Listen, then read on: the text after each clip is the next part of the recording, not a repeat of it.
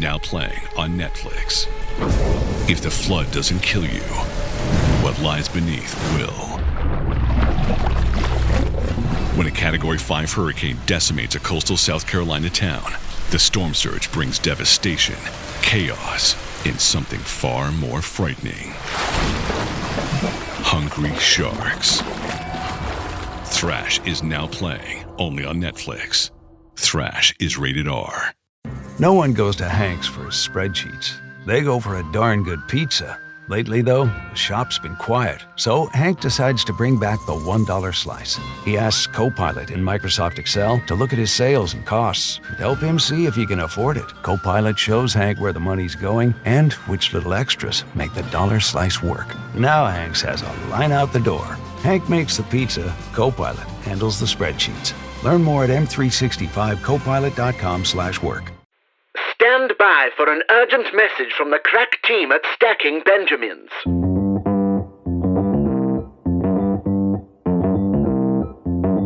Live from Joe's mom's basement, it's the Stacking Benjamin Show.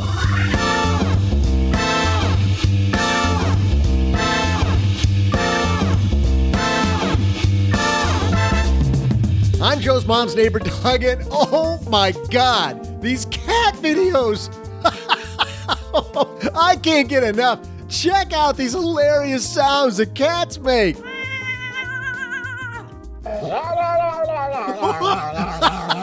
Oh my God, what? All right, okay, fine. I am reading the script. Maybe more on that later, but today we're super excited to talk Money Diaries. Wish you could be a fly on the wall talking about other people's money? Today, you will be as we welcome Refinery 29 Work and Money Director Lindsey Stanberry. Plus, in our headline segment, what are the highest paying jobs in the U.S.? We've got that info, plus we'll answer a listener letter, throw out the Haven Lifeline, and also save time for my incredible trivia. And now, two guys who are the Laurel and Hardy of the financial podcasting world, Joe and O-G.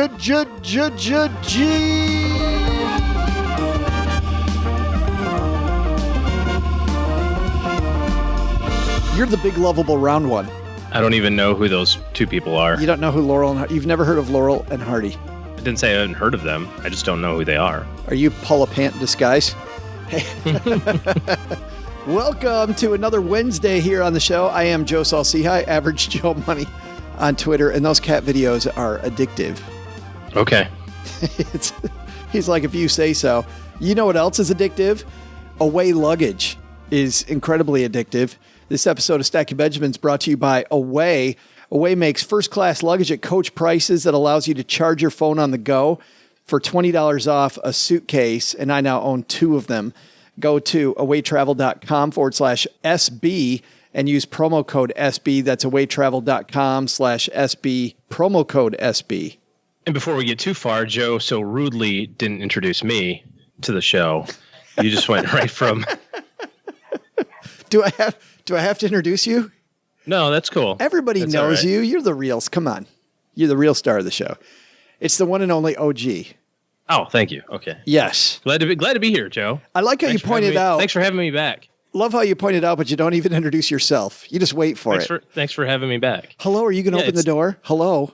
Hello. It's the unwritten rule between couples that if I don't say, "Hey, this is my friend, so and who's it," you have to, introduce yourself because I forgot who that person is. So are you saying we're a couple now? Is that what you're introducing to this? We've been a couple, Joe. We're also brought to you by Magnify Money. The average person who goes to Magnify Money saves $450 when they go there. And if you're somebody that just walked into your bank and said, "What have you got?" Welcome to 1998, my friend. Because it is now the financial revolution where you can have the best-in-class products just by reaching one site, whether it's your checking account, savings account, credit cards, trying to pay less interest to the man, consolidation loans. It's all there, plus an award-winning blog, stackingbenjamins.com/magnify money tells them we sent you, as Mom says. We've got a great show. Lisa Stanberry here. I love these Money Diaries. I realize that Refinery 29 is not a site for middle-aged dudes, supposedly, but I love this place, and I'm so glad that Lindsey's here to talk Money Diaries with us. But first, we got some headlines, so let's move. Hello, darlings. And now it's time for your favorite part of the show, our Stacking Benjamin's headlines. Our first headline comes to us from Investment News. 10 highest paid professions in America today. And Investment News is an industry rag for financial planners, financial advisors, which is why when I read this, it sounds like it's written for those people. It says, since a client's career will likely be their top asset long term, financial advisors need to keep tabs on what professions are paying out the most. Today, these 10 roles are the highest paying jobs in the nation, according to Glassdoor. The results suggest it pays to steer clients toward healthcare and technology roles. It should be noted, though, that C-suite jobs were not included in this report. Turns out it's also very lucrative to be the CEO of Chase Bank. If you can get that gig, you should get it. Send in your resume to the board at Chase. Or, frankly, any of those. Honeywell would be a swell place to work. 3M, Toyota. I'll take any of them. Yeah, General Electric has struggled a little bit. Say, you know what? It looks like you guys need a new CEO. Yeah. Well, you're paying that idiot $15 million. I'll do his job for $3 million. What a bargain. Yeah. Look at all the money you're saving. I mean, you can put all that toward getting the stock price moving the right way, even if I don't know jack about what I'm doing. Yeah. I work the fry vat at McDonald's. I'm good. Yeah, I could be the CEO of McDonald's. I know how all this works. It's all systems and process, man. Yeah. But this idea of advisors steering their clients, I did have clients ask me, when they're comparing careers, I would just bring out the U.S. Bureau of Labor Statistics. I bring that website up and we just talk through it. And I would tell people myself, you got to do something that you love. But if you love two things equally, why not do the one that pays more for money and find a way to wrap your hobby around the other one? That's the biggest thing when it comes to young people, I think, is the myth of you can just always do what you love to do. And you kind of juxtapose that against some of the other conversations that are happening in the financial independence community around, now sometimes you got to slug through the crappy deals and you got to deliver pizzas at night and do Uber Eats and, whatever, because it depends on like what your priority is. If you want a lifestyle of malaise, then go do your 9 to 5 and do that for 35 years. But if you want to kind of get out of the rat race a little earlier, you might have to take a position that isn't so glamorous. I've told the story here a few times about the man that I did some work for who was a millionaire many times over, made high six figures every year, and he made stop signs.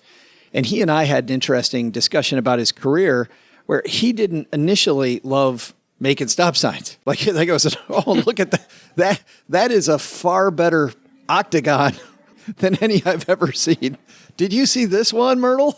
This baby's the best color of red I've ever made. None of that. But what he found was that he grew to love the system. He grew to love the process. He grew to love the work that he did with cities and with suppliers and with the people he interfaced with. And he said there was nothing that thrilled him more every day than going to work making stop signs, specifically to your point. There you go. Number 10 on this list. To my point. To your point. Hey, John in the basement, who said we say to your point a lot. Number 10. To your point. Go ahead. Now everybody's going to be tracking us. I shouldn't have even said that out loud because there's a game afoot here. Number 10, software architect, median base salary, $105,329. Software architects work a ton. Don't know anything about them. Sounds complicated. Number 9, this is a hugely growing field, nurse practitioner. Mm-hmm. Lots of them. Always going to be sick people. Cheryl works in healthcare, and the number of nurse practitioners here locally that she works around in Texarkana versus when we came here 10 years ago, big explosion in that. That's 106,962. Next on the list, software engineering major, 107,479. Number 7, physician's assistant, 108,761. Number 6, software development manager. You starting to see a trend here? That's 108,879. Well, I think the funny thing here is, too, this is a snapshot in time today. And maybe there's a little bit of projection there of here's what we think the trend is going to be. But what you just mentioned there about 10 years ago, not being a ton of nurse practitioners, for example, we don't know what the next 10 years are going to be. That's true. We don't know what the next 20 years are going to be. And people have said this. I tell my kids, I don't think the job that they're going to retire from has been created yet. I don't think it's around. And you think, well, what else could there be? We have everything there is, but you never know. The most important thing is to go into a field of something that you plan on having lifelong learning from. I'm just laughing as you're talking about just the old guy thing. When I was 30, this thing I do 3 days a week on the show didn't exist when I was 30. Yeah. Oh, 10 years ago, they didn't have iPhones, right? Yeah. I mean, to your point. Number 5, corporate counsel, 115,580. This is a list for a lot of people. That's a job not made for Joe. Corporate counsel, I'm sure, is a fantastic job. Not a job for me. Number 4, enterprise architect, 115,944. Number 3 on the list, a pharmacist, 127,120. Hot cities, by the way, for pharmacy: New York, Bakersfield, California, Dallas, Atlanta, and Philadelphia. Number 2, Bakersfield is really hot in real life, too. Yeah, very hot. Number 2, if you can't be a pharmacist, be the pharmacy manager. There you go. Not the assistant. Skip a step. Not the assistant. Like you're in college going, yeah, I would like to study pharmacy manager skills. They're like, well, first you have to be a pharmacist. I don't think you understand. I want to do that. I want the other one. Median salary for that, 146,412. And the number 1 highest paying profession in America today, being a physician, 195,842. Tech or medicine. Got it. It is TLDR, tech or medicine. I remember, though, in the early 2000s, reading a list here where financial advisor was one of the top positions. Actuary, I think, was number 1 at that time. And I suppose actuary probably now is folded into one of these software tech positions. A good point. A lot of the actuarial work would probably be around algorithms, don't you think? A lot of that would be I don't know. Algorithmic stuff. Our second headline comes to us from Financial Planning. Big news in the ETF industry. Fund giant BlackRock closes 16 iShare ETFs. This is written by Jessica Matthews. BlackRock closed and liquidated 16 currency-hedged, minimum volatility, and multi-factor ETFs, according to the firm. The shuttered funds include iShares Edge, MSCI, Minimum Volatility Global Currency Hedged ETF. Easy for you to say. Okay. There's all 4 people that Who needed buys this crap. All 4 people that needed that fund in their portfolio are kicked out. And iShares Edge MSCI Multi-Factor Materials ETF, among others, the firm said. The decision to close the ETFs is part of an ongoing review to ensure products are meeting client needs, according to the firm. BlackRock stopped taking creation orders as of August 15th, and trading was suspended prior to market open on August 16th. Proceeds from the liquidations were scheduled to be sent to shareholders on August 22nd, the firm said. So, as they say, OG, the check was in the mail. And by this point, you probably got your money.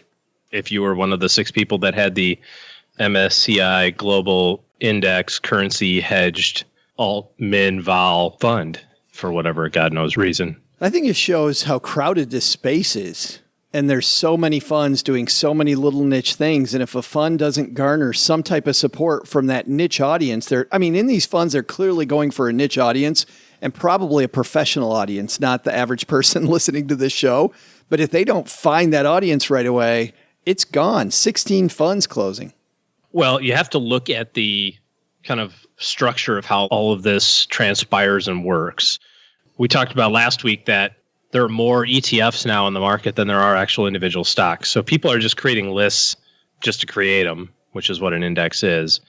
So there's bound and determined to be these kind of ebbs and flows in product availability. But most companies get most of their assets at a new launch.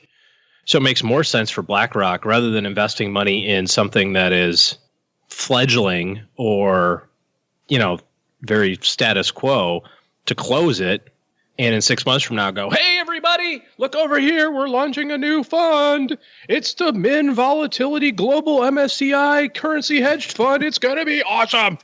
And they can get, and they'll attract a whole bunch of money that way. And then they also do it so that it's not a fund that is dragging. Sure. If for whatever reason, and this happens more in the active space than in the ETF space, but it happens, in the ETF space as well. The advertisements for fund companies often reference how many of their products beat the benchmark. And I'm thinking of one fund family in particular, they'll say 72% of our funds beat the Lipper benchmark. 87% of our funds beat the benchmark over the last 10 years. I know the fund family with survivorship, about. you know what I'm talking about. Yes. Yeah. It's survivorship bias because they take the ones that don't beat it and cancel them or merge them into ones that are so that they don't have to count that as a, one of the losers. So it's kind of a game, but I don't think the average person needed this stuff anyway. So, well, which brings me to my next question, OG, which is, there's somebody who is yelling at their device right now, or maybe they're even thinking nobody needs this stuff. Like the same people that say permanent life insurance is only for suckers. Nobody is a big, strong word. I agree that very few people probably do. Which is why they're closing. Yeah. So I think they're part of a pretty specific strategy. And it's funny because I've read people online going, look at all these baloney investments that people get suckered into. No. They were made for professionals, not you. Like, how many times have you seen a non-pro get sucked into like that 3X bear fund? You know what I'm talking about? The daily traded one? Yeah. They're not made for pros either, but I know what you mean. Well, they're made for day traders is what they're made for. Because if you're not out at the end of the day, you've done it wrong. You lose. Yes. Do not pass go. And you probably, average person probably loses anyway on that fund. But can't imagine. But it is made for somebody. It is made specifically for somebody. The company that made it, and they want to collect their management fee. Oh, come on. And I think our takeaways here, number one is ETFs, maybe stick with the broad indexes unless you're looking for a real niche. Very specific niche. And if you are looking for a very specific niche, don't be surprised when there's a check in the mail because they just liquidated the account. And then our second, top paying careers. It's important to do what you love too, but money is definitely a factor. And I think gotta swim where the fish are. Amen, brother. Or fish where the fish are. Depends on if you're at a nature conservancy or a fly fishing conference. That would make all the difference what you do with the fish. Lindsey Stanberry is here, OG. I don't know if the books are getting stronger this year or if my money geek is getting stronger. But this book was awesome. 300 pages of Money Diaries. Of course, I'm talking about the Refinery 29 post that goes out regularly where they ask readers to detail a week in their life and tell you a little bit about them. And you get so much. You feel like you're reading someone's diary because they don't just tell you about money. They tell you also about how it interacts with their life. And Lindsey has taken all of the Money Diaries and coupled them with advice, not just from herself, but also from experts in the area. It was great to see our friend Shannon McClay from the Financial Gym as one of the experts in this book. But this is packed full of goodness. I can't wait to talk about why budgets are baloney and what you can learn from looking at somebody's money diary, including creating your financial mantra. Lindsey Stanberry coming down to the basement.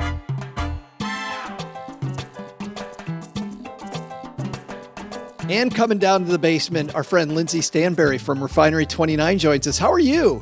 I'm good. Thanks so much for having me. Well, it's funny. I'm reading your introduction here, Lindsey, and you said that in all of your wildest dreams when you were 17, you would have never seen yourself doing the work and money vertical at a place like Refinery 29. Tell me how you got from that kid to you now. Yeah, it's really bizarre. I think my father is still really confused about what I do, but I think that's just general for millennials, right? Our parents don't understand our jobs. So I have done a bunch of different things in my career. I was at Refinery working as a copy editor. I'm a terrible copy editor, always missing the commas. I got really tired of the narrative around millennials being really bad with money. And I had this idea to write a kind of a personal essay / how-to article about how my husband and I saved $100,000 to buy our first apartment in New York City. It was a really popular article on the site. People really responded well to it. And it kind of made me realize that there wasn't anything out there like this for young women where they could really share their financial stories. And then at the same time, I also realized that I was having a hard time finding the personal finance advice that I really wanted. So I had the incredible privilege of working at Refinery, and I kind of just told them, I think that we need to do this. I think we should do it. And they let me. So I started calling up female financial advisors and talking to them because I felt like the way that men talk to women about money is very different than the way women talk to women about money. And I kind of wanted to change the way that we talk to women about money. So that's what we did. Well, I was going to ask you about that, but actually, before we even get to that, were you afraid, like walking in there and saying, hey, we need to do this new thing, maybe full well knowing if it doesn't work out, I'm in trouble? Yeah. I knew our readers really wanted it. And I just had a feeling that it would be a big deal. And I honestly, when we started Money Diaries was an idea that a fellow editor had. And she came to me and she said, we should do this thing. And I was like, I don't know, that sounds kind of boring. Like people's grocery receipts. I had no idea that it would turn into the phenomenon that it was. And she gave us the first one. And the diarist, who was a young woman living in Williamsburg, Brooklyn, and she was like such a typical millennial. She bought avocado toast. She took too many Ubers. She bought a massage for herself because she hated her job. She did all these really typical millennial things. And then she went on a Tinder date and she did coke.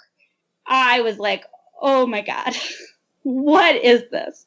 And I gave it to my boss and she read it and she was like, shit, we're onto something. And we published that first one and it just really took off. It was incredible. Yeah, I read all these money diaries that you've included in the book at the beginning of every chapter. And you start to dig in and it is crack cocaine. I mean, yeah, it really is. It's fascinating. And people share well beyond what happens with their spending. They talk about their relationships and their terrible jobs and their weird neighbors. And it just goes to show you how money really touches all parts of our lives. And we don't really think about that. It is a great way, yeah, to your point, to build a connection, right? I think a lot of people have this disconnect. I don't want to talk about my money. I don't care about standard deviation. I could give a crap about the line items of a budget. But when you've got, I spent X amount of money on an Uber to a party to do coke, all of a sudden. She didn't buy the Coke. And she had a line in there that she didn't buy the Coke, so she doesn't know how much Coke costs, which I thought was really summed up the whole thing. That does sum it up. So back in the day when I was a financial planner, I used to have to give seminars, and I only did 2 of these that were for women. They were pre-written for me. They were to put it bluntly, and it was just this whole you could tell it was written by a man. Yeah. It was all this mansplaining. Like, what's the deal there? I don't know. I think it's super bizarre. I think that when I was getting into this and what I was finding was when I wanted to read about how to invest in my 401k, people would tell me things like, you should consider buying stock in the clothing brands you like. And it's like, that's the worst advice I've ever heard. And I don't even know anything about personal finance. Just because I like to wear, I don't know, Zara doesn't mean I'm going to buy Zara stock.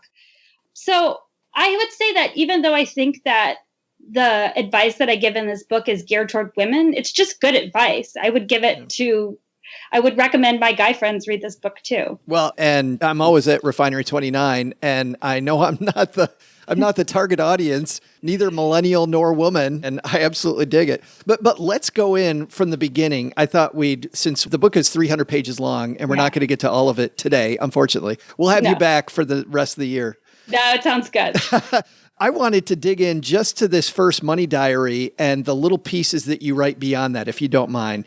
Sure. The first Money Diary is a week in Los Angeles, California on an $86,000 salary. The woman is a senior copywriter. She's 29 years old, working in advertising in LA. She makes $86,000, but what's interesting is she also has a $15,000 side hustle. Yeah, she's a hard worker. Yeah, she really is, and it goes over her expenses. I don't want to go over that part, but if you don't mind, Lindsey, can I read to everybody what you wrote here? or actually what she wrote in her diary, then we'll talk about it. Because I want to give people that haven't read these Money Diaries, and I know you already explained a little bit about it, I want to read this little bit from the beginning of day one. Go for it. 6:35 a.m. Alarm goes off, waking me out of a weird dream. I was swimming through a water house with some coworkers. What the fuck is a water house? Anyway, I roll over and give my perfect, sweet, handsome boyfriend a big kiss as he compliments me on how cute I look while I sleep. Kidding. I stretch out in bed, single as fuck, and read the entire internet before getting up. She's hilarious, isn't she? Everything she writes is hilarious. She's so funny. That's why I included this diary in the book. 8:15, I'm at work earlier than almost anyone because I like the quiet, and it makes me feel superior to my coworkers.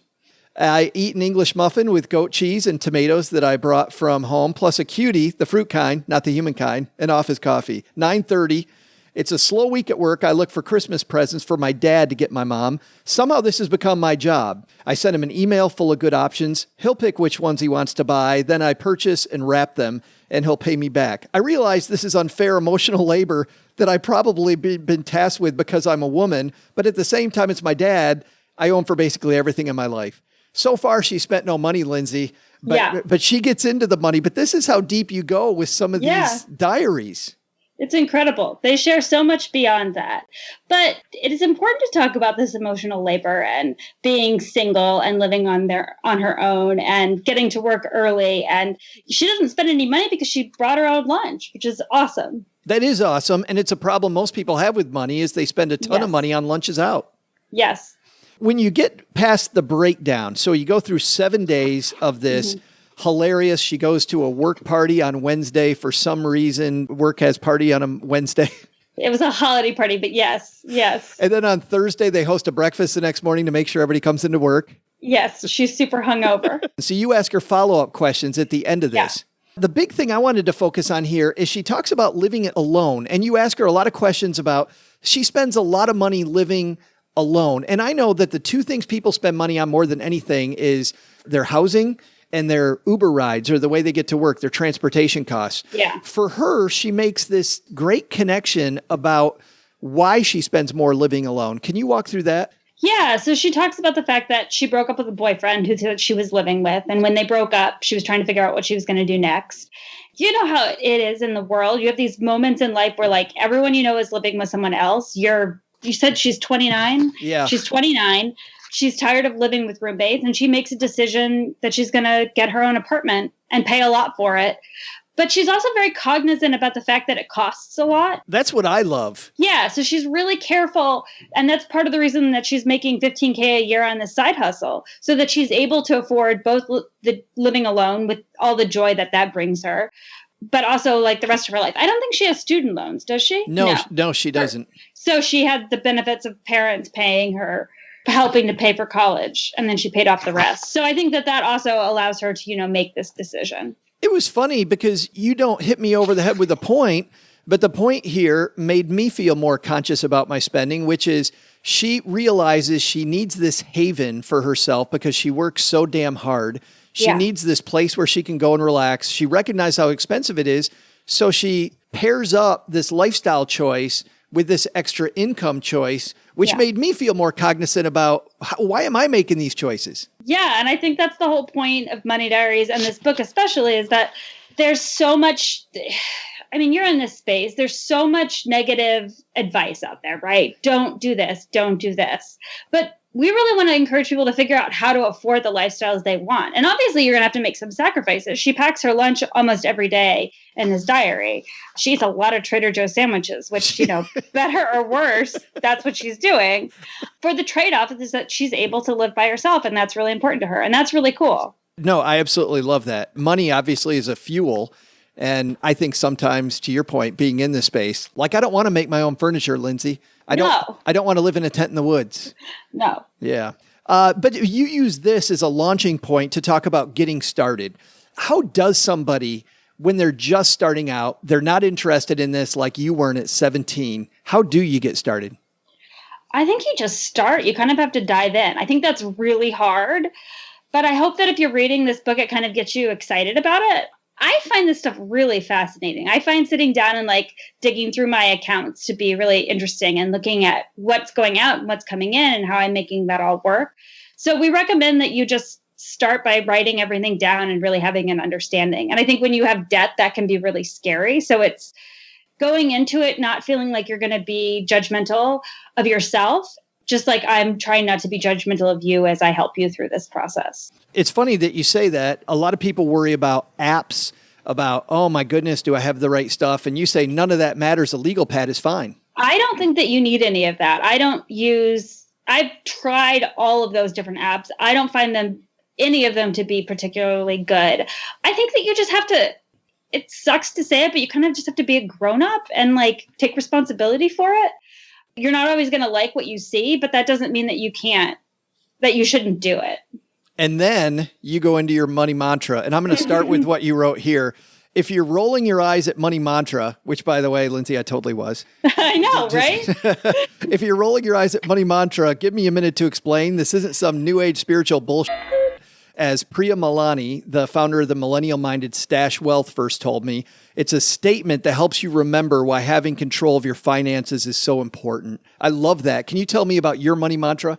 Yes. Like I said in the beginning, I've had a really weird career. I worked in book publishing for a long time. It's funny to be back on the other side being the author of a book.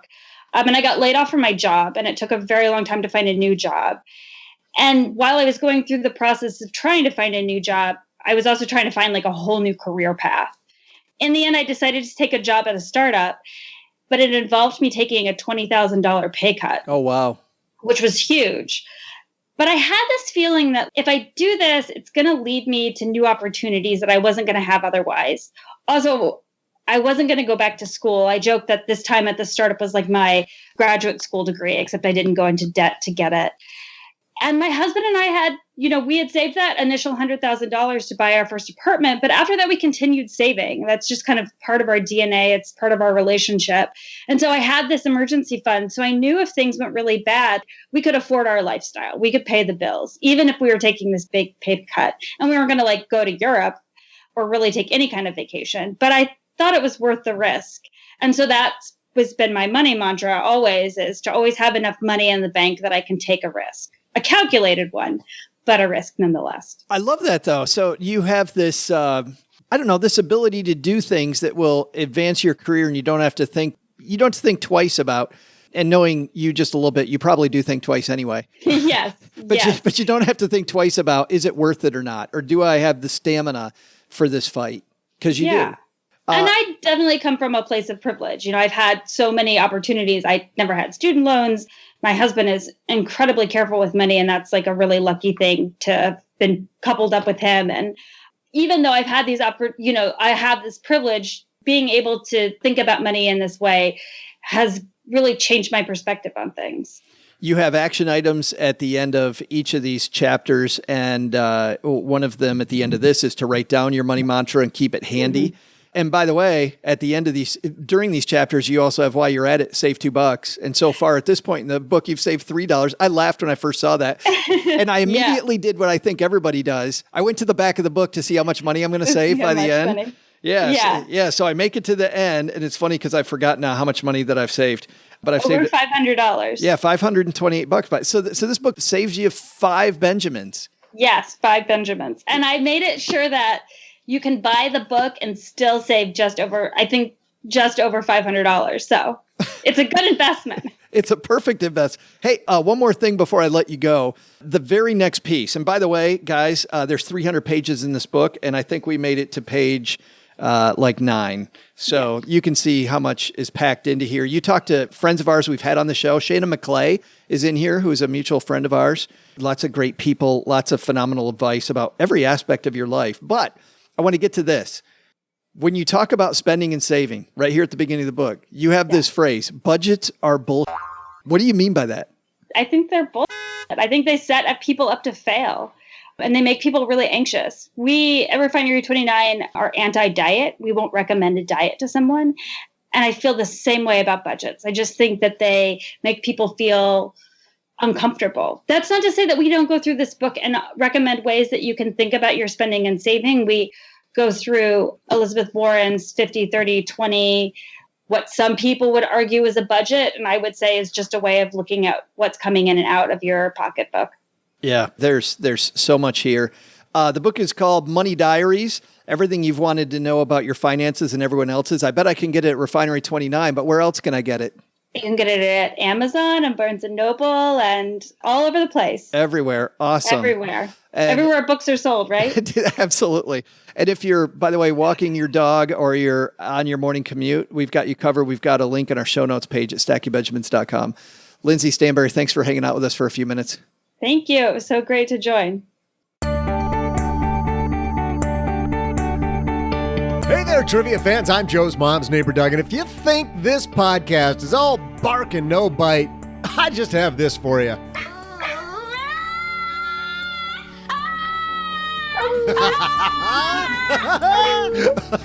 All right. I'll get to the trivia. Get off me, man.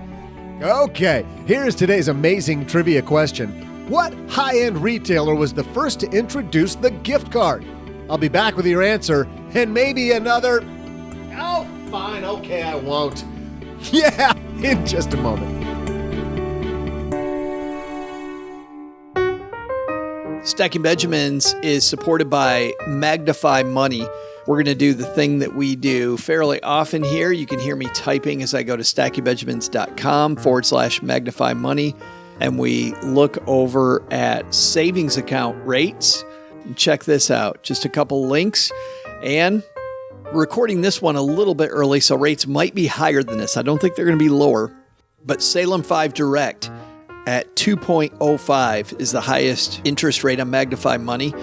Think about what interest rate you're getting. You're getting 2.05 on your savings account? I seriously flippin' doubt it.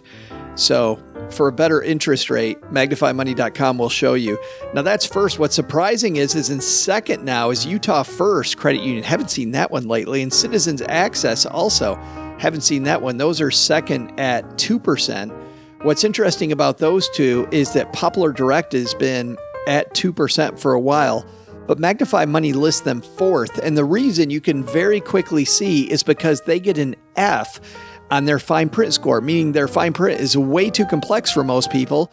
Utah First has a B in that area, and there's only $50 as a minimum deposit to get the 2%, so they're there. Citizens Access is a $5,000 deposit, and they get a C grade, which is interesting because Salem 5 Direct has a B grade for fine print and only a penny to get it, and it's 2.05. So there, look what I did. I very quickly was able to compare, ditch, switch, and save money. Not only there, I can compare and save in many different ways, whether it's cashback reward cards, 0% credit cards, CD rates, auto loans, checking accounts, savings accounts, student loan refinancing, and more. Plus, one of the best blogs on saving money on earth, our friend Mandy Woodruff from the Brown Ambition podcast runs that blog, and a lot of our friends that have been on Stacking Benjamins work there. stackingbenjamins.com/magnify money is our favorite place to compare, ditch, switch, and save. The average person saves $450.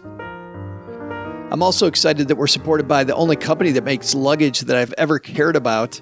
Thanks to Away for supporting Stacking Benjamins. Away makes affordable, high-quality suitcases that charge your phone, and they cut out the middleman. And by doing that, they're able to offer you the perfect luggage made with high-quality materials at a much lower price. I'm not kidding on these materials. I don't know how it all works together. Like, that's not my area. They talk about this impact-resistant German polycarbonate. No idea. All I know is I've run into stuff. I also know that I kind of beat up my suitcases a little bit, takes a licking and keeps on ticking. I remember that one. I don't even remember what advertisement that was from. But we're going to apply it right now to Away luggage.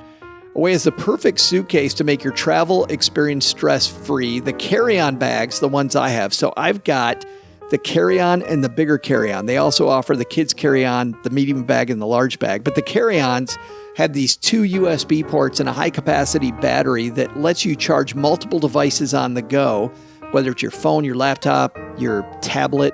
So you never have to worry about a dead phone or fight for an outlet at the airport. Ultra durable, lightweight, we talked about that. Smooth ride in any direction. 4 360-degree spinner wheels that can't get stuck or broken. Theft proof. It's a TSA approved combination lock built in to keep your belongings safe. And even overpackers can fit everything they need. They have this patent pending interior compression system that tightly buckles in bulky items. Comes with a lifetime warranty. If anything breaks, Away's going to fix it or replace it for life. You get a risk-free 100-day trial period. If at any point you say, you know what, not for me, you can return it and you'll get a full refund, no questions asked. And plus, if you're in the lower 48 states, guess what? You get free shipping anywhere in those states. Away's got a special offer for listeners of Stack You Benjamins for our little family. For $20 off a suitcase, go to awaytravel.com/SB. Use promo code SB at checkout. That's awaytravel.com/SB. Promo code SB. Both OG and I have used that link for our $20 off. Make sure you use that. Not only does that tell them that we sent you, but it also, hey, it's $20. What's that phrase? $20 is $20.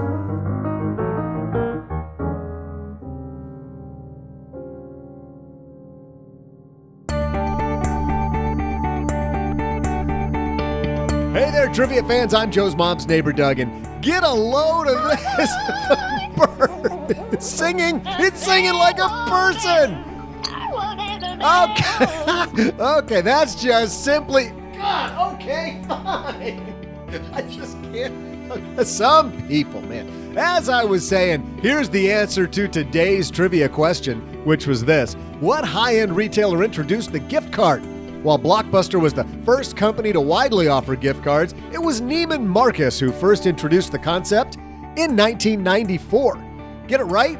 Go treat yourself to a $26,000 pair of pants because you deserve it and you're a winner and people like you. See ya! $26,000. They must have been on sale. I made the mistake of buying jeans at Neiman Marcus once. Did you really? Oh, yeah. No, they're great jeans. But have you ever got to that point where you're at a store and you kind of get down the path too far and you go, holy crap, this is not what I thought it was going to be. You know, you're like buying a pair of jeans and a shirt for like, you know, the weekend or something. Yeah. And then you go, boy, my intent was to be like at $80, not $180. and you're kind of down that path. Have you ever had that happen? Do you back away or do you just eat it? Well, you run away. You're like, oh, look at the time. Yeah, this is the bad thing. DirecTV. Right. Most of the time, I will back away. But there's been a couple times where I've been working with a salesperson, and that's what I mean. Yeah, Neiman Marcus, I got salespeople. Right? And I feel so invested in that person and our relationship that's lasted the last 12 minutes. At least 40 minutes. I know. Yeah. And then I'm like, oh, yeah, I can't afford this crap. Yeah, not good. I have to tell you, when I was a financial planner and was juggling my practice and all the media stuff I was doing around Detroit, I had a client who was a Nordstrom personal shopper. And I have to tell you, I have never saved as much money on clothing, and I know people aren't going to believe that, as I did when I had her. She would always just call me and say, Joe, your next stuff is ready. And at first, Cheryl would say, are you kidding me? You have given a person at Nordstrom carte blanche to just buy you anything, but she would only buy it when it was on a severe discount. And I'd walk in and I'd say, what does this cost? And she goes, well, normally, it's $240, but it's $65. Cheryl even said, she's like, you look better. I wouldn't pick up my own clothes. She's like, you look better. The fact that I took zero time doing it, her name was Linda Sue. The fact that Linda Sue knew when the best sales were. She would pick out stuff during the best sales that fit me, and it was great. I would have never thought that Personal Shopper and Joe had anything in common. And now you do that exact same thing at Gander Mountain. So now I do the same thing at Goodwill. I've got Field and Stream, which explains your plaid shirt today. I've got Lou at Goodwill, goes through the thrift store. Are you going fly fishing? No, you don't like this? No, I'm going to be a picnic table. Or that. Yeah. Hey, let's throw out the Haven Lifeline, and we'll tackle some of life's most important questions. Our friends at Haven Life Insurance Agency, they put what you value first. Neiman Marcus pants, for sure. Bedazzled Neiman Marcus pants. Bedazzled Neiman Marcus pants and closed ETFs. I don't know. Either that or your loved ones and your time. And don't your loved ones love you more when you're in bedazzled pants?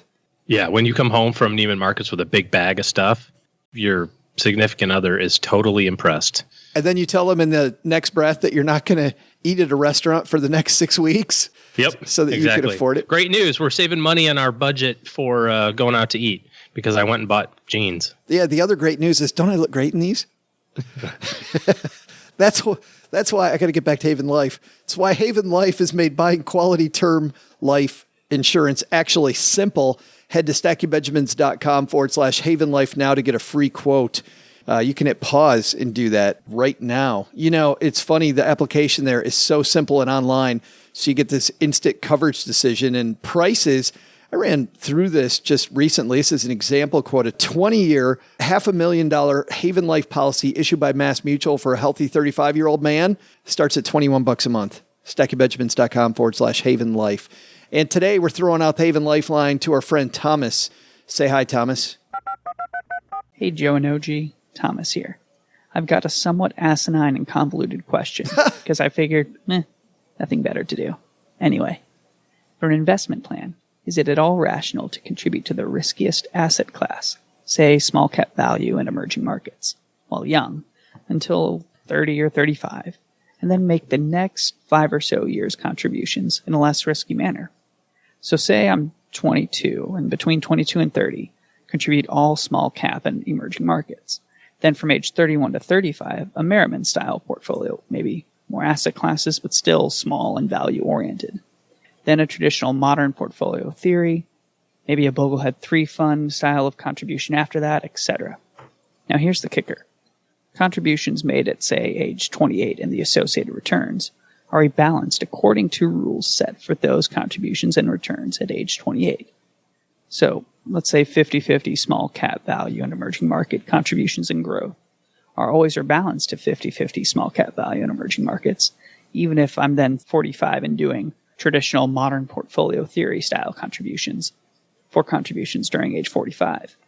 Am I a moron? I mean, I know I'm asking two guys in an attic about all this stuff, so that much stupid is there. Am I totally off base with this? Say hi to Doug for me, and by the way, get a fan. Attics are hot in the summer, just so you know. Yes, and the air conditioning, by the way, Thomas, went out yesterday, which was not great. Richie and I, luckily OG for him was gone for the day, but and Doug was gone. But Richie, our producer, and I, sweating our brains out in the afternoon.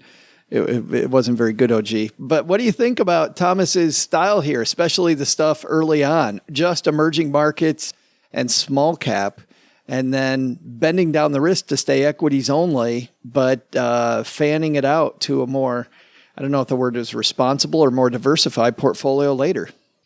I don't know why any rational person would do this for a lot of reasons. I think mainly the complication of it. You're effectively suggesting that you know exactly when different asset classes are going to. I don't think he's saying that at all. Perform. I mean, I don't think what's wrong with just having a regular asset allocation like a normal human being and going from there? So, Thomas, I'm going to take the other side of this. Is that a little too tart for you, Joe? That sweet tart just turned from sweet to sour? No, because I think that you can be, and I think you're the competent financial planner, and I'm the guy that doesn't do it anymore. So let me tell you what my daughter's doing, almost exactly what Thomas said. I said, listen, you're 22 years old. She and I were picking the stuff. She's like, I'm not going to look at it. She's had stocks for a while. She doesn't react when the market goes. Now, she hasn't seen a big time downturn yet, but also she doesn't have the same money she'll have when she's 40 or 45. And she said, she's like, Dad, if I lose 20% on $500, I didn't lose very much money. Like in the big scheme of things, I didn't lose much. So why not crank up the risk? So she has one fund, Thomas, in her 401k, her first year saving. And by the way, great on her. And she's told me I can tell people that she saved over $10,000 into her 401k in her first year working out of college. I mean, do the math on that, OG. Just that money, what that's going to be worth when she's 60.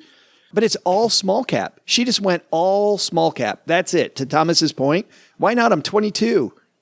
Well, so counterpoint. To your point. Yes, to your point. Actually, to the opposite of your point. What about the last decade, which has mostly predominantly been driven by U.S. large cap growth and very small intermittent blips of emerging market and small cap value or small cap doing well? If you would have done this starting in 2008, you'd be way behind. Why not just have a regular, well thought out, diversified asset allocation? That can be all equities, by the way. You don't have to put any of that stupid fixed income stuff in there. And now you've automatically got a way to rebalance in addition to your contributions, which is kind of the rebalancing in and of itself by your, especially early on, you're going to be contributing more than your portfolio will be varianceable, if that makes sense. It's your portfolio is not going to move as much as you're going to be putting money in generally at the very beginning. But yeah, when you're 22, you still have 80 years of time horizon. And when you're 52, you have 50 years of time horizon. I don't know that means that how would you have a different asset allocation at 22 versus 52? The only difference would be that you need money at 65 also. I don't know. Why not notch up the risk a lot when the dollar values are small? That's the difference. She wins either way. If it goes up, she wins. If it goes down, she wins because she didn't lose that much money. And guess what? Because it's her 401k and she's dollar cost averaging into the 401k, or in this case, Thomas. We can stop talking about my daughter, I suppose. But if Thomas is doing this where he's dollar cost averaging in and that volatility goes south, fantastic. Like the market going down for him, if he's just starting out, like high five yourself. Sure, I lost a couple $100, but I'm also now driving bunches of money into one of the most volatile asset classes out there, which is exactly where I want to be when the market's low. So why not continue that all the way into your 50s then? Why is the magic age between 30 and 35? Or 31 and 36 or whatever he said? Oh, I don't know. I just thought that as the dollar values get higher, fanning it out, where he's holding on to the dollar values, and now you're talking about real money when you talk about 20% down, and you're probably going to get more emotional about it at that point. Yeah, having a more, I guess, I don't know that the word's responsible, but responsible asset allocation as the dollars grow, paying more attention to the efficient frontier as the dollars are higher, makes sense. You're starting out. Who cares about any of that? Get invested. And why does somebody who's just starting to invest get a Betterment account that's 20% bonds? Come on. Like, really? Probably the smartest thing you've said in a month and a half. It's a brain dead thing when I can't defend that, but I can easily defend what Thomas is talking about starting out, which is, okay. I like this high volatility at the start, Thomas. Love it. I would just do that the whole time then. Then just stick with it. Yeah. But what about when he needs cash? Well, frankly, with that type of volatility, if he does the thing that you see financial planners talk about where you're in retirement, so you have maybe 8 years in an account with cash and the rest is just go, baby, go. Historically, that's worked pretty damn well. The thing you have to be aware of when you are very concentrated in asset classes is you're going to have to be okay with large amounts of time of underperformance relative to, quote, the market. Emerging market is a great example of this. There's really great periods of time and then really long, crappy periods of time. Small cap is another great example of that most recently. Had a great 2000s, latter part of 2016. But generally speaking, the 8 years prior to that were pretty miserable. So I think that's the other side of it too, is that I think a lot of people can talk a big game, but then when when your feet get put to the fire, are you really going to stick with it? And so you started this in 2008 and in 2009 and in 2010 and in 2011 and in 2012 and in 2013 and in 2014 and in 2015, and then most of 2016, you're getting smoked year after year by large cap growth. The S&P 500 is kicking your butt, and you're 8 years into it, and you're going to go, yeah, I'll just stay the course. I'm underperforming by 5% a year, or whatever the number was. So I think we also have to look at it from the behavior side of things as well. I do agree with that. I mean, back to my daughter for a second. I know her. She knows her, and it has a lot to do with you as much as anything else.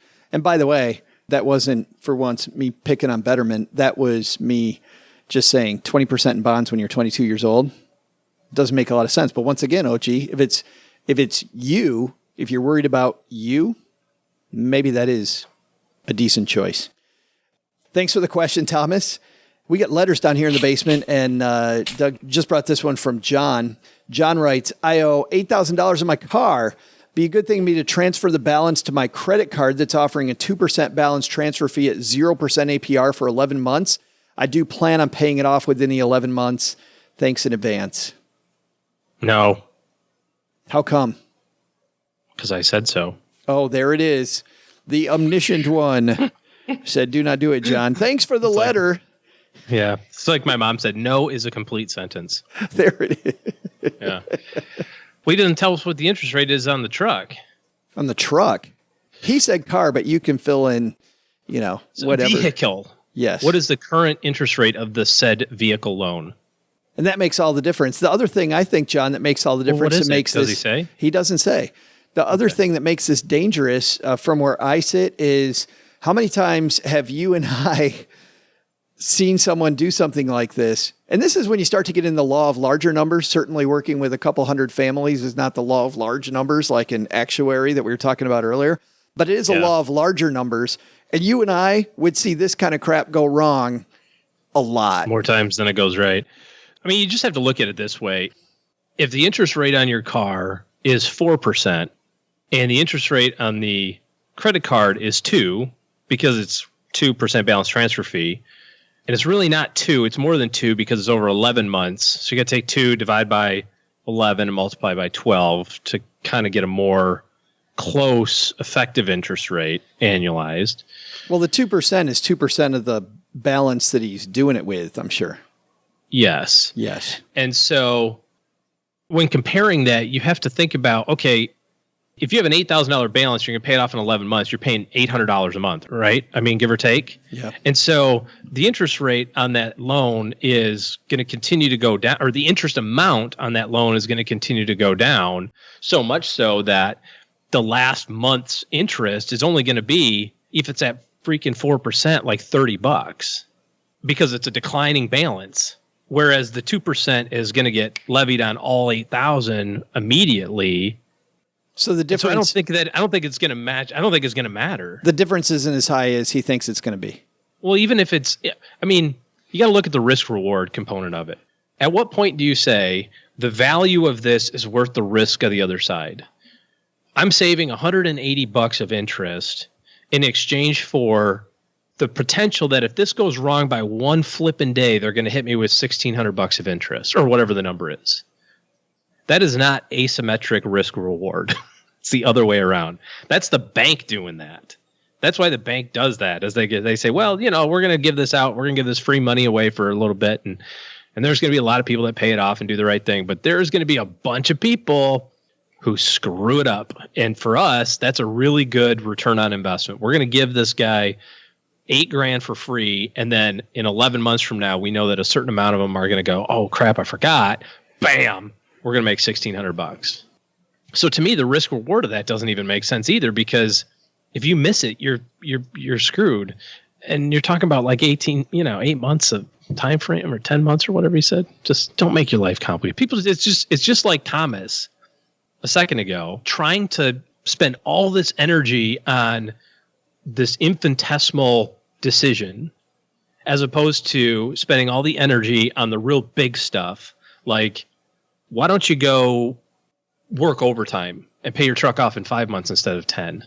You know what I mean? I'm not picking on. No, I was thinking something similar here, which is back to behavior, which you were talking about with Thomas and with investors as markets go up and down, how it's more about you. I might, John, use this higher interest rate to make you angry, and that'll make you pay off even more to the truck. So instead of saving yourself $100, maybe even max $100, use that fact that you're going to overpay on this damn thing to pay it off quicker. There it is. Go spend your time thinking about something else. Thanks for the question, John. If you've got a question, and by the way, thank you too, Thomas, for the question. If you've got a question for the show, only difference between John and Thomas Thomas is taking home some swag because he called the Haven Lifeline, and he'll get the Greatest Money Show on Earth t-shirt. By the way, we started teaming up with this cool place called T Public, and they are also doing wall hangings, mugs. They don't do skirts like Mrs. OG was wearing that great skirt with you and I right on the front.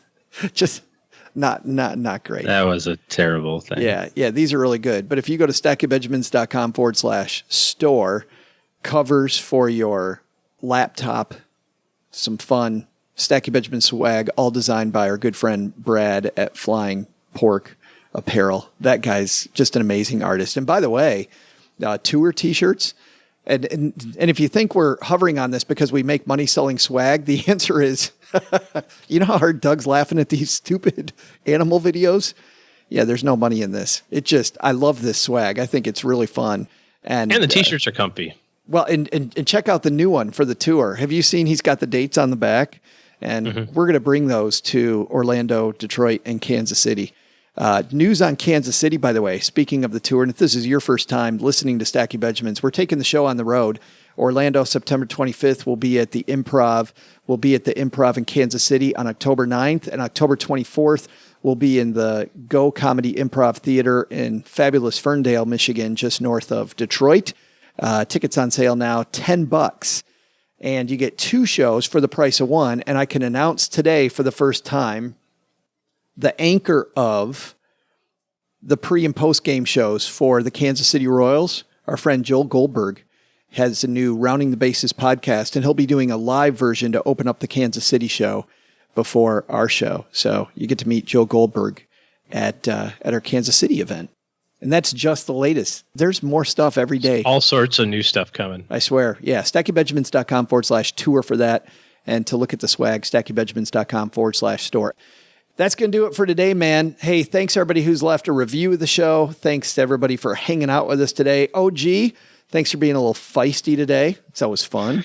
Yeah, I didn't have my breakfast this morning. I have downed 1 cup of coffee. I'm a little hangry. I couldn't tell. Not at all. All right, Doug, take it from here, man. What should we have learned today? So, what did we learn today? First, take some advice from Lindsey Stanberry. Creating your own money diary means reading up on lots of little tasks. Taking a few minutes every day to pick up 1 or 2 little points, maybe while eating breakfast. That's time well spent. Second, looking to improve your income, maybe it's time to think through your career choices. Some fields will have you swimming like a salmon to make money, while others, you'd be hard-pressed not to earn stacks and stacks of Benjamins. But the big lesson?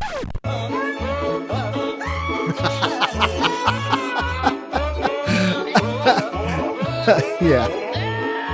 Special thanks to Lindsey Stanberry for dropping by. You'll find Refinery 29's Money Diaries wherever books are sold.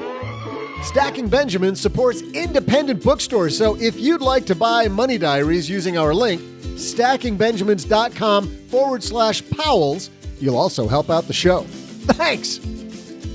This show was created by Joe Salsihai, produced by Richie Rutter-Reese, and engineered by the amazing Steve Stewart. Online, visit us on Twitter at @SBenjaminsCast or on our Facebook page.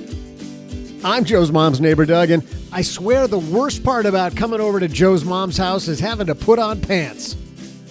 SB Podcasts may receive payment on the show from sponsors and guests in the form of books, giveaway items, discounts, or other remuneration. There's no way you would take advice from these dorks, but like Joe's mom always says, don't take advice from people you don't know. This show is for entertainment purposes only, and before making any financial moves, consult with a real financial advisor.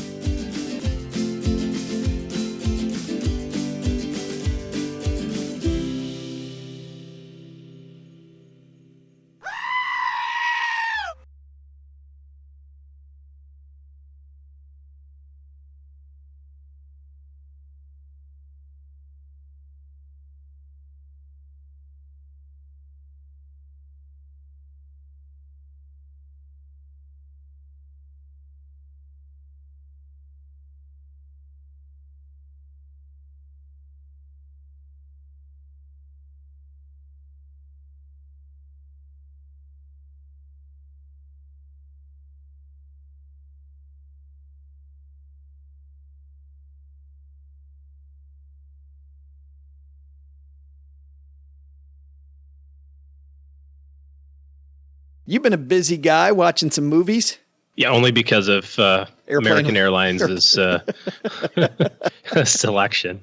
Yeah. Well, first one you saw was this movie that now is coming out in video here soon. If it's not a video out yet, this is a little comedy film called Blockers.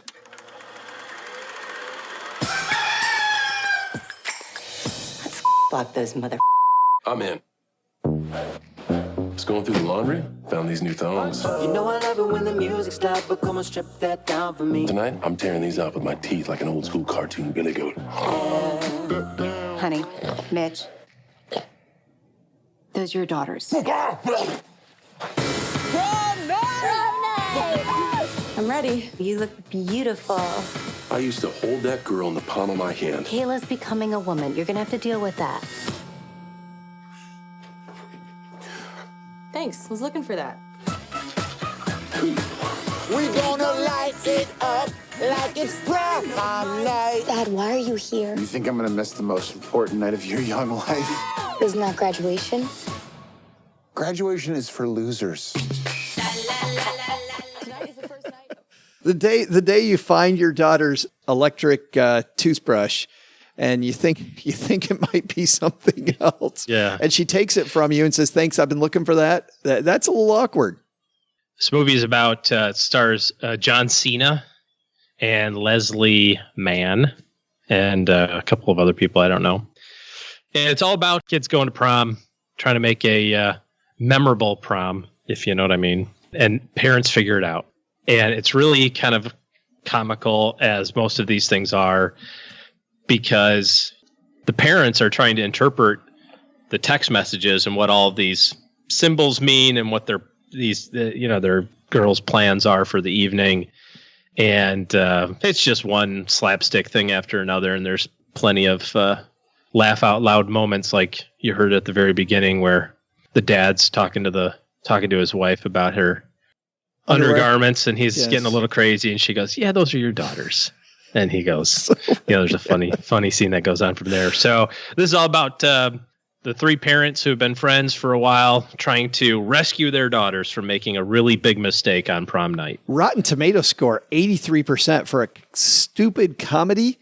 That's a phenomenal score. It's very funny. Yep, it's very funny. There's plenty of like kind of downtime stuff. I think one of the great parts about this movie is John Cena is the opposite of how you would expect him to be. You know, John Cena is WWE. He's the alpha male, and he's not. He's the fanny pack, crying when his daughter's going to college. His wife, on the other hand, must have fun playing that part too. This is a very deep R-rated movie. Definitely not for kids. Very awkward sometimes watching it on a plane, because you're kind of like, oh, I don't know what's happening here, but I think I should fast forward. You saw another movie on a plane. Let's listen to a little bit of this. This film's called Beirut.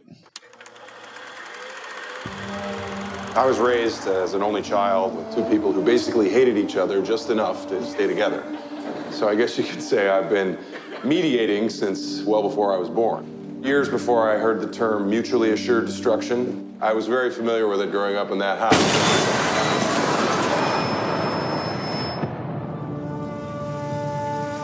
Mason Francis Skiles, 45 years old.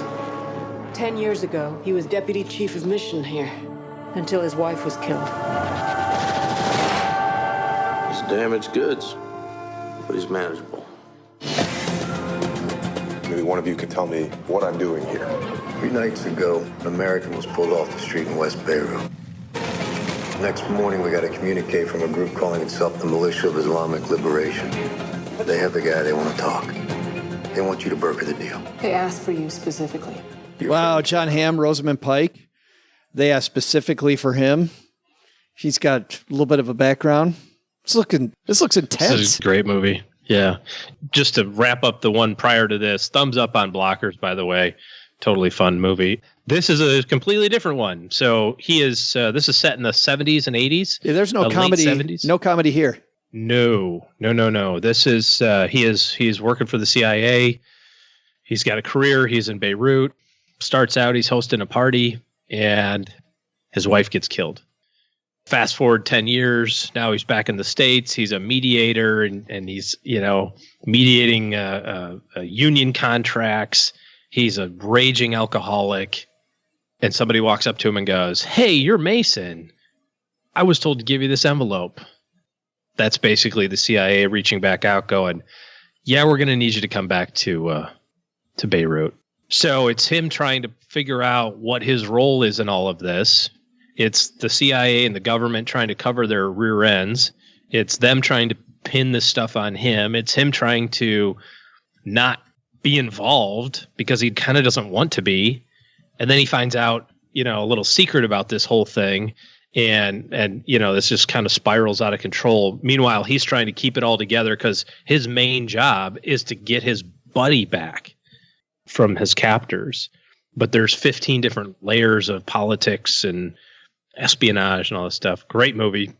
Totally intense from beginning to end. Very, very, very cool. Not a popcorn movie. You're not going to get up and hit pause and, refill your Coke and come back. This is locked in for 2 hours, beginning to end. Totally awesome movie. I'm on the edge of my seat watching that trailer. Yeah. Yeah, I can't. Yeah, I'd seen the preview for it before, but it's just, again, one of those, it happened to be the letter B on the plane as you scroll through them, and you're like, oh, sure, I like John Hamm. Play. I don't even remember when this movie was in theaters. It must have been early this summer, and I just missed it. Kind of recently, yeah. But, you'll like this. You'll like this, Beirut. Good stuff. Cool.